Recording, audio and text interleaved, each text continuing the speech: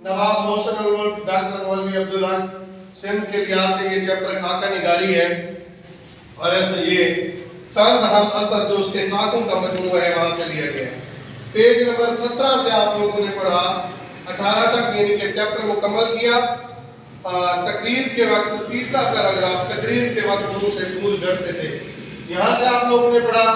इसमें आप लोगों ने देखा कि जो थे नवाब मोहसिन उल-मुल्क मीठी गुफ्तगू करते थे, उनकी गुफ्तगू जो थी वो चाशनी देती थी, उसमें बड़ी मिठास होती थी, और ये गुफ्तगू किसी शख्स की गुफ्तगू से उसकी शख्सियत की अक्कासी होती है।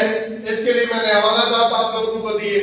सुना है वो बोले तो बातों से फूल झड़ते हैं, लो ये बात सही तो चलो बात करके देखते हैं।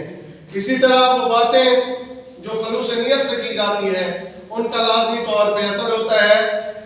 मैं अक्सर कहता हूँ मोहब्बत का इजहार चाहे आप टूटे फूटे लफ्जों में भी क्यों ना करें, अगर वो दिल से करते हैं तो उसका क्या होता है, इम्पैक्ट होता है। दिल से जो बात निकलती है असर रखती है, पर नहीं ताकत परवाज़ मगर रखती है।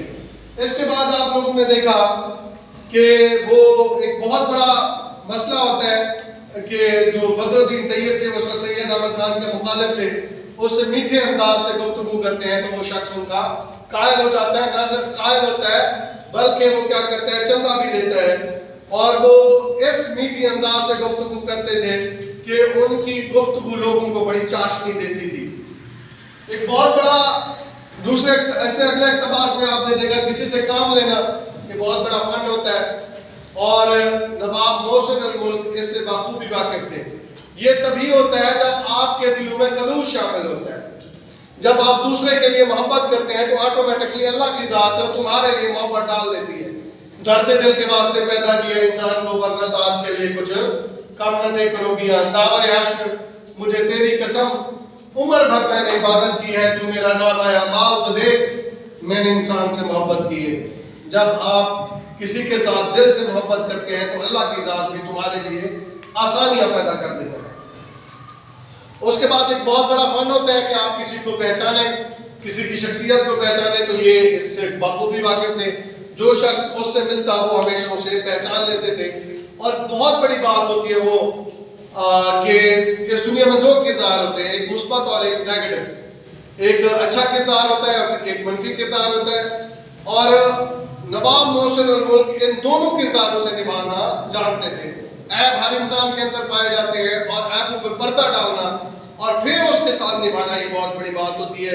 ये वही शख्स कर सकता है जिसके अंदर बहुत ज़्यादा आला ज़र्फी हो। उसके बाद वो कहता है कि उन्हें पढ़ने का बहुत शौक था। किताबें इंसान का बेहतरीन साथी होती हैं, जो पाया इल्म से पाया बशर ने, फरिश्तों ने भी, वो पाया ना पाया। ये मत देखो कि दीवार है, बल्कि ये देखो कि उस पर लिखा हुआ क्या है। इल्म आपको जहाँ से भी मिलता है आपको हासिल कर लेना चाहिए। तो ये किताबें पढ़ते थे, अंग्रेजी किताबों का तर्जमा करवाते थे और उनको फिर अपने पास महफूज कर लिया करते थे। और जब सर सैयद अहमद खान वफात पाते हैं तो उर्दू की बहुत मुखालफत होती है, लेकिन सर सैयद अहमद खान बड़े हौसले से उर्दू की हिमायत करते हैं। लेकिन फिर नवाब मोहसिन उल-मुल्क इस काम को मजीद फरोग देते हैं, यानी कि किसी सूरत में भी उर्दू को पीछे नहीं आने देते। सुना है वो बोले तो बातों से फूल झड़ते हैं, तो ये बात सही तो चलो बात करके देखते हैं। दिल से जो बात निकलती है असर रखती है, पर नहीं ताकत परवाज़ मगर रखती है। अच्छा, उसके बाद आप देखें बाकी अशार मैं आप लोगों को बता चुका हूँ। जो दिल मांगो तो दिल ले लो, जो जान मांगो तो जान ले लो, दुहाई देती फिरती है तुम्हारे नाम की तस्बीह। अब कहाँ वो इज़हार मोहब्बत मदीने जैसी, अब तो मुसलमान को मुसलमान से डर लगता है। अब वो लोगों के अंदर खलूस और मोहब्बत नहीं रही, लेकिन नवाब मोहसिन उल-मुल्क दरअसल एक ऐसी शख्सियत थे जिनकी जिंदगी मोहब्बत का पैकर थी। शुक्रिया।